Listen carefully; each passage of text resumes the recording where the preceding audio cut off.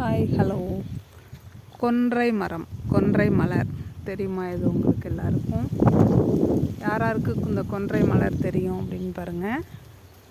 இங்கே பாருங்கள், கொன்றை மலர். இது வந்து சரஸ்வதி பூஜைக்கு வச்சு சாமி கும்பிடுவாங்க.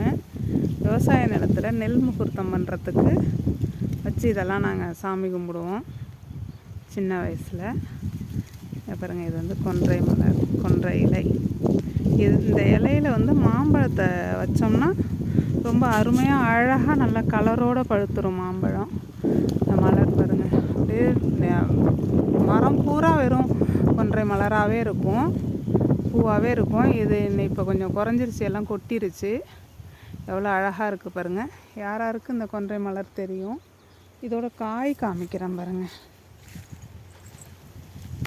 இங்கே பாருங்கள், இதோட காய் பாருங்கள், எவ்வளோ அழகாக இருக்குது அங்கே பாருங்கள். இதோட காயெல்லாம் பாருங்கள், ரொம்ப சூப்பராக இருக்குங்க பாருங்கள்.